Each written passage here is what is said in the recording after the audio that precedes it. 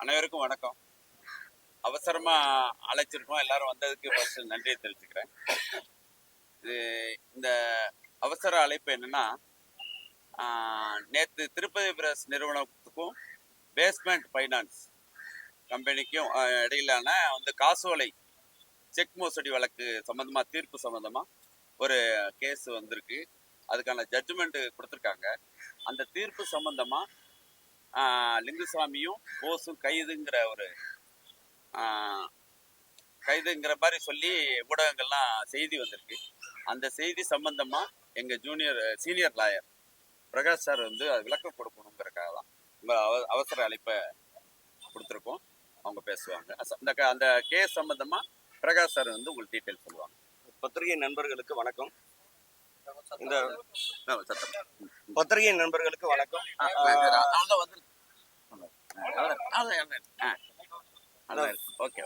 Basement நிறுவனம் Tirupati brothers நிறுவனத்தின் மேல மாற்றுமுறை ஆவண சட்டத்தின் கீழ் ஒரு வழக்கு தாக்கல் பண்ணியிருக்காங்க. 2018 அந்த வழக்கு தாக்கல் செய்யப்பட்டு ஒரு 8 வருஷமா நடந்து தீர்ப்பு வந்திருக்கு. நேற்று 19/12/2025 அன்னைக்கு 19வது மாநகர குற்றவியல் நடுவர் நீதிபதி அவர்கள் ஒரு தீர்ப்பை கொடுத்துருக்காங்க. இந்த வழக்கில் திருப்பதி பிரதர்சர் மற்றும் இயக்குனர் லிங்குசாமி, சந்திரபோஸ் இவங்க எல்லாம் இந்த வழக்கில் முன்வைக்கிற வாதம் என்னன்னா, இந்த பேஸ்மெண்ட் நிறுவனத்திற்கும் அதாவது ஒரு ஃபினான்ஸ் கம்பெனிக்கும் திருப்பதி பிரதர்ஸ் நிறுவனத்திற்கும் எந்த கொடுக்கல் வாங்கலும் இல்லை அப்படின்றது தான் பிரதான வாதமாக அவங்களோட எதிர்வாதமாக இருந்தது.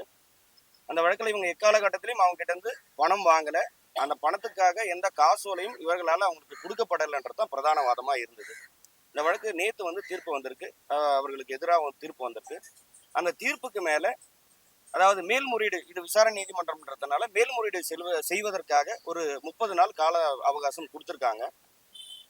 அதன்படி அந்த 30 நாளுக்குள்ள நாங்கள் மேல்முறையீடு செய்து அந்த வழக்கு சட்டத்தின்படி எதிர்கொள்வோம் என்பதுதான் எங்கள் தரப்பு விஷயமா இருக்கு. மேலும் நேற்று அந்த நீதிமன்றம் இயக்குனர் லிங்குசாமி அவர்களுக்கும் அவருடைய தம்பி சந்திரபோஸ் அவர்களுக்கும் பிடியாணை, அதாவது கைது உத்தரவு பிறப்பிக்கப்பட்டதா ஒரு தவறான தகவல் சொல்லியிருக்காங்க.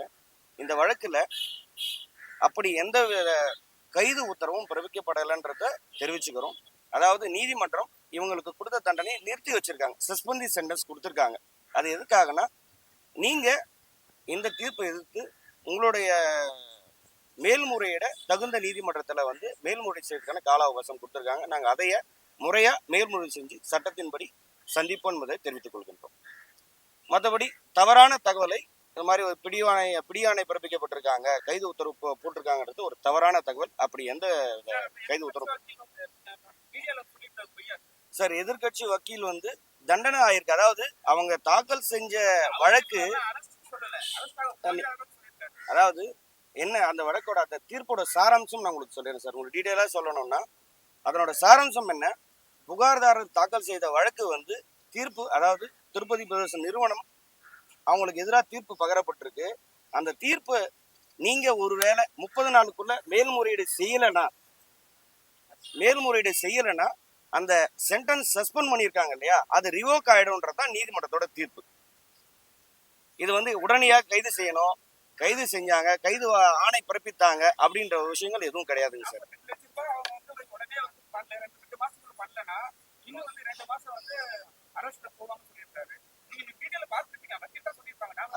அதே தான் சார் நான் முறையா உங்களுக்கு சொல்ல வர விஷயம் என்னன்னா, 35 ரூபாய் கடன் கொடுத்ததாக பேஸ்மெண்ட் நிறுவனம் வழக்கு தாக்கல் பண்ணியிருக்காங்க. அதற்கு திருப்பதி பிரதர்ஸ் 48,68,000 ரூபாய் காசோலை கொடுத்ததாக வழக்கு. இந்த வழக்கு எதிராக தீர்ப்பாயிருக்கு. அந்த வழக்கோட சாராம்சம், உத்தரவோட சாராம்சம் என்னன்னா, தண்டனை கொடுத்தது போக அந்த காசோலைக்கான பணத்தை 2 மாதத்துக்குள்ள அவங்க கொடுக்கணும்ன்றது ஒரு ஒன் ஆஃப் தி அந்த கண்டிஷன்ல இருக்கு. ஆனா நீதிமன்றம் 30 நாளுக்குள்ள நீங்க மேல்முறையீடு செய்யணும் போது, மேல்முறையீடு இந்த தண்டனைக்காக மட்டும் இல்லை, அந்த பணத்தை கொடுக்க அவசியம் இல்லை அப்படின்றது இவர் தரப்புல பேசுறதுக்காகவும் தான் அப்பீல். அதனால அது தனியா இது தனியா கிடையாதுங்க, ரெண்டும் ஒரே ஒரு ஒட்டுக்கா கொடுத்த ஒரு ஜட்ஜ்மெண்ட் தான். ஆகையால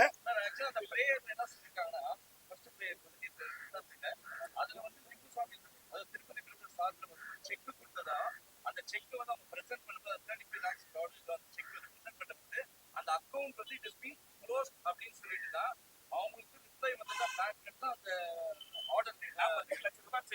உங்களுக்கு அதாவது நீங்க கேட்குற விஷயத்துக்கு ஆதாரமா ஒரு விஷயம் சொல்றேங்க. எங்களோட தரப்புல எதிர்வாதமா அதாவது டிஃபென்ஸா எடுத்து வைக்கிற பாயிண்ட்ல முதல் பாயிண்ட் உங்களுக்கு ஏற்கனவே சொன்ன ஃபேஸ்மேன் நிறுவனத்துக்கும் திருப்பதி பெறுவதற்கும் எந்த குடுக்கல் வாங்கலும் இல்லை அப்படின்றத நான் உங்களுக்கு சொன்னேன். அப்ப இந்த காசோலை எப்படி அவங்களுக்கு போச்சு அப்படின்றது வந்து நீதிமன்றத்தில் நாங்கள் எடுத்து வச்ச வாதம். எங்களோட சாராம்சம் பிரகாரமே இந்த காசோலை அவர்களுக்கு கொடுக்கப்பட்டது அல்ல. இது வந்து ஏற்கனவே கிட்டத்தட்ட 2015-16 காலகட்டங்கள்ல வேற ஒரு நிறுவனத்திற்கு கொடுக்கப்பட்ட காசோலைகளை தவறா பயன்படுத்தி இருக்காங்கன்றதா எங்களோட டிஃபென்ஸ் வாதம்.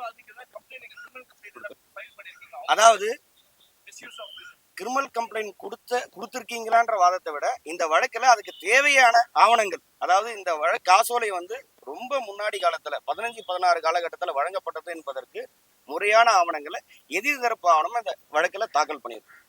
மேலும் மேல்முறையீடு இருக்கிறதுனால ரொம்ப டீட்டெயிலா பேசுறது அந்த வழக்குக்கு பாதகமா இருக்கிறதுக்காக சொல்றேன். Within 10 days the court given a 30 days time for filing the appeal. அதாவது முதன்மை மாவட்ட நீதிமன்றத்துக்கு அடுத்த அப்பீல் பீரியட் இது 30 days கொடுத்துருக்காங்க. வித்தின் 10 daysக்குள்ள வில் ஃபைல் இட். முதன்மை மாவட்ட நீதிமன்றம் sir, principal session judge at Chennai, அந்த நீதிமன்றத்துல வந்து அப்பீல் ஃபைல் பண்ணணும்.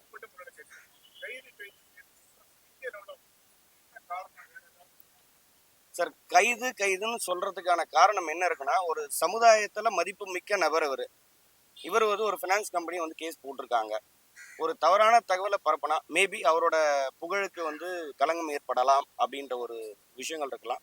பட் என்னன்னா, ஒரு தவறான செய்தியை ஊடகத்துல பரப்பக்கூடாதுன்றதுக்காக தான் இன்னைக்கு பிரஸ் மீட். அதாவது அவ்வாறான கைது உத்தரவோ பிடிவாரண்டோ எதுவும் கொடுக்கப்படவில்லை.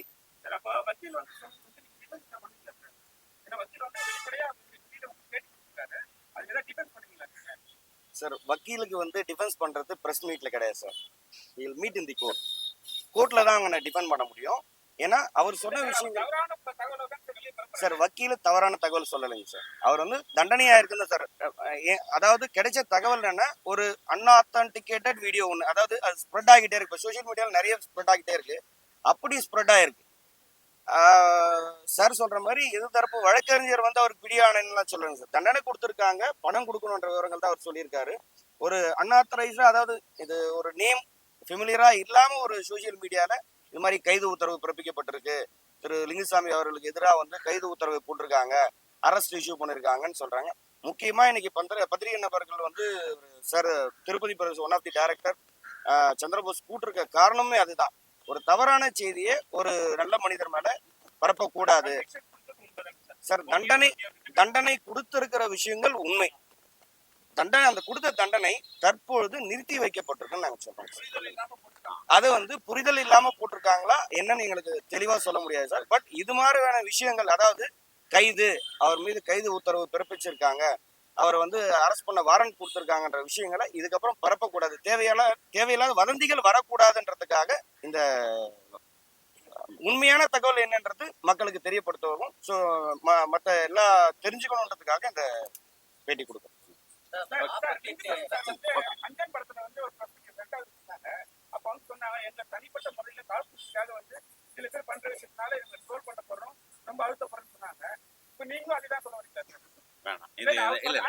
இதுக்கா நம்ம கோர்ட்ல நடந்ததுக்கான பதில் மட்டும்தான் சொல்ல வந்தோம். வேற எனக்கு எதுவுமே ப்ரிப்பரேஷன் இல்லை. தயவு செஞ்சு மன்னிச்சிருங்க. இந்த நியூஸ் மட்டும் கைது சிறை இல்லைங்கிறத சொல்லணும். நம்ம நண்பர்களுக்கெல்லாம், பத்திரிகை நண்பர்கள் நாங்கெல்லாம் உங்ககிட்ட இருந்து வந்தவங்க. தயவு செஞ்சு அப்படி எல்லாம் நியூஸ் போட்டா ஃபர்தரா எனக்கு பாதிப்பு வரும். நீங்க எல்லாம் தயவு செஞ்சு எங்களுக்கு ஒத்துழைக்கணுங்கிறதா. நன்றி சார். ஆமா ஆமா, அது இல்லை. அதாவது எல்லாருக்கும் இந்த மூலியமா, இந்த ஊடகத்துக்கு மூலியமா சொல்லிடுறேன். நம்ம 2026 பிப்ரவரி நடக்கிற நம்ம தயாரிப்பாளர் சங்க, தமிழ் திரைப்பட தயாரிப்பாளர் சங்க தேர்தலில் தலைவராக வந்து தமிழ்குமரன் தலைவராக, நலன் காக்கும் அணி சார்பாக தலைவராக வந்து நம்ம தமிழ்குமரன் நிற்கிறாரு. துணைத் தலைவராக வந்து நம்ம ஆர்கே சுரேஷும் நம்ம கமலக்கண்ணன் துணைத் தலைவராக நிற்கிறாங்க. கமிலா நாசரும் நம்ம ராதாகிருஷ்ணன் சாரும் செக்ரட்டரியாக நிற்கிறாங்க. நான் அந்த அணியில் பொருளாளராக, சுபாஷ் சந்திரபோஸ் திருப்பதி பிரதேசோட ப்ரொடியூசர் பொருளாளராக நான் கண்டெஸ்ட் பண்ணுறேன். இந்த ஊடகம் மூலயமா இங்கே தயாரிப்பாளர்களுக்கெல்லாம் நீங்கள்லாம் சொல்லி ஓட்டு போட்டு எங்கள் அணியை ஜெயிக்க வைக்கணும். நன்றி, வணக்கம்.